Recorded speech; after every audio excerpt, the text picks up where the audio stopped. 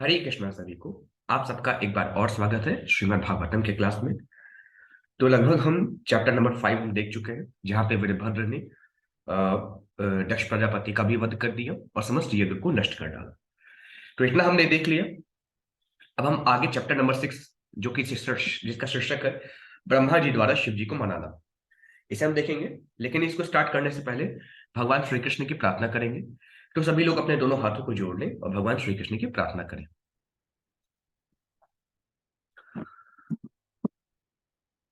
ओम नमो भगवते वासुदेवाय। जन्माधस्य यतो अन्व्यादितरस्यार्थस्विज्ञस्वराट तेने ब्रह्महृदायादि कवे मोहिन्ते सूर्याः तेजो वारिमृदां यथा विनिमयो यत्र त्रिसर्गो मृषा धाम्ना स्वेन सदा निरस्कुहकं सत्यं परं धीमहि। नारायणं नमस्कृत्य नरं चैव नरोत्तमं देवीं सरस्वतीं व्यासं ततो जयमुदीरये। हरे कृष्णा कृष्णा कृष्णा हरे हरे, हरे राम राम राम हरे हरे। हरे कृष्णा। अब चैप्टर नंबर 6 में मैत्रेय मुनि कहते हैं, मैत्रेय उवाच अथ देवगणाः सर्वे रुद्राणी कः पराजिताः शूलपट्टी शनि स्त्रीं शगटापरीढमुद्गरैः सक्षिण्यभिन्न स्वाङ्गाः सतविककश्यभयाभयाकुलः स्वयंभुवे नमस्कृत्य कातस्तन्यैर्नैतन्यवेदयन्। मैत्रेय मुनि अब कहते हैं, जब समस्त पुरोहित तथा यज्ञ सभा के सभी सदस्य और देवतागण शिव जी के सैनिकों द्वारा पराजित कर दिए गए और त्रिशूल तथा तलवार जैसे हथियारों से घायल कर दिए गए, तब वे डरते हुए ब्रह्मा जी के पास पहुंचे।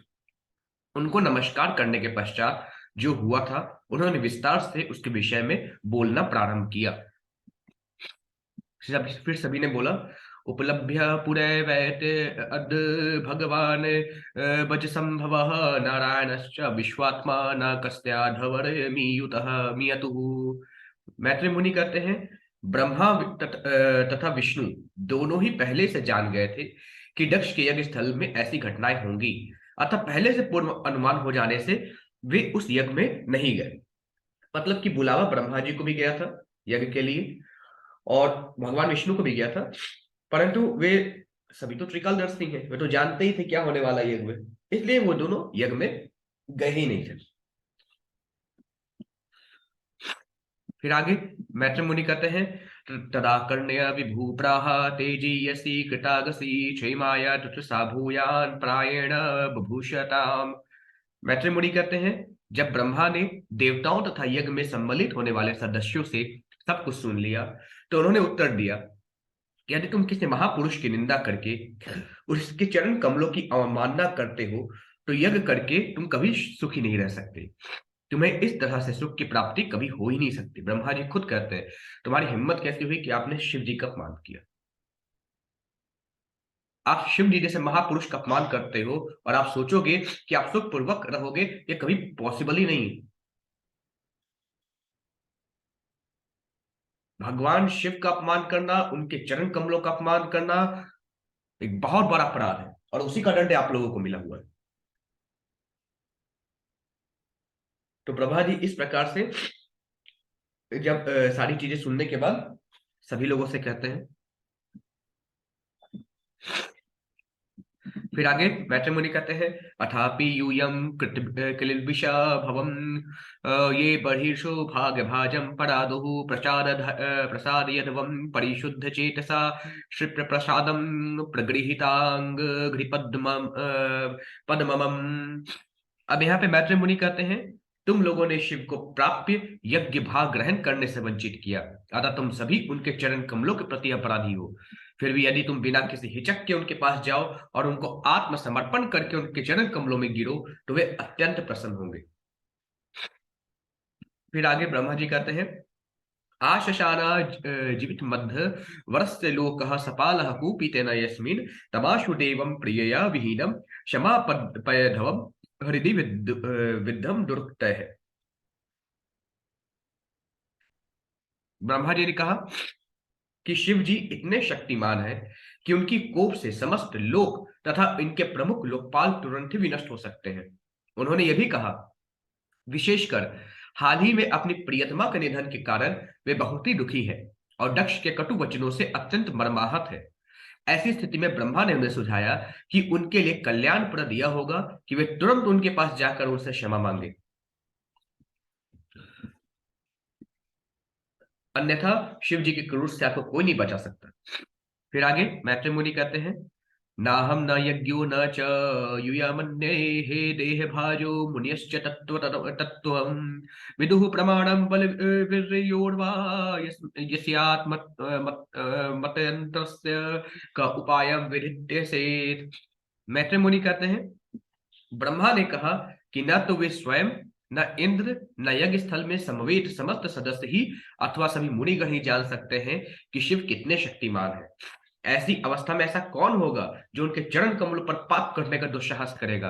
अरे स्वयं ब्रह्मा जी भी नहीं जानते कि शिव जी कितने शक्तिमान है, शिव जी कितने बलशाली है, शिव जी की महानता क्या है, स्वयं ब्रह्मा भी नहीं जान पाए और तुम लोग उनके चरण कमलों का अपमान करते हो, उनके प्रति कटु वचन कहते हो। हिम्मत कैसे हो गई आप लोगों की। और आप लोग सोचेंगे कि आपको सुख प्राप्त होगा, ऐसा हो ही नहीं सकता। फिर आगे ब्रह्मा जी कहते हैं, स इत्थमादि अस्य सुरानजस्तु तह समन्वितः पितृभिः सप्रजशः ययो सविधिष्ण यानि लयं पूर्णद्विषः कैलासमद्रि प्रवरं प्रियं प्रभो।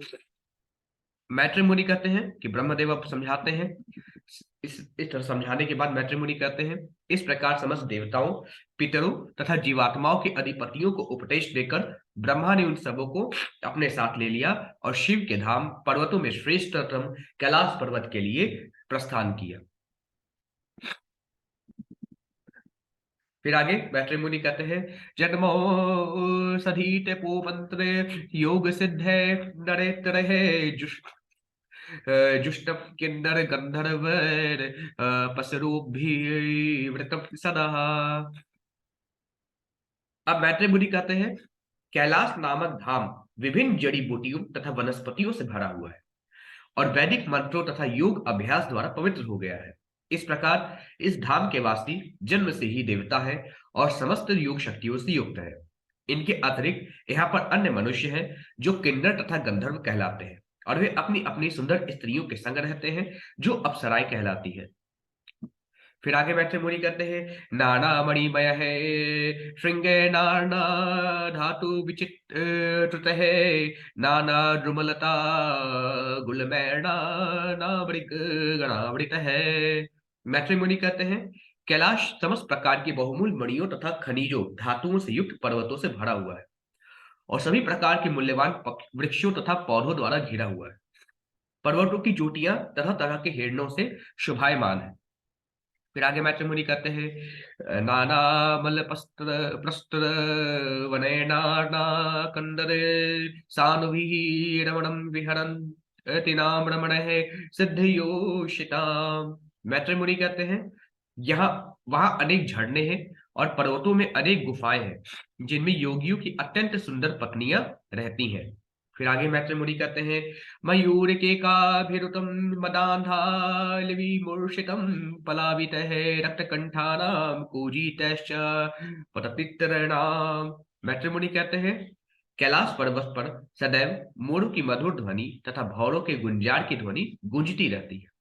कोयलें सदैव कूजती रहती हैं और अन्य पक्षी परस्पर कलरव करते रहते हैं। फिर मैत्री मुनि कहते हैं, आहव्यंत मिवो अधस्त द्विजान काम दुर्ह दुर्मह वज्रंत मीव मात अंग गृण अंतमीव निर्झर।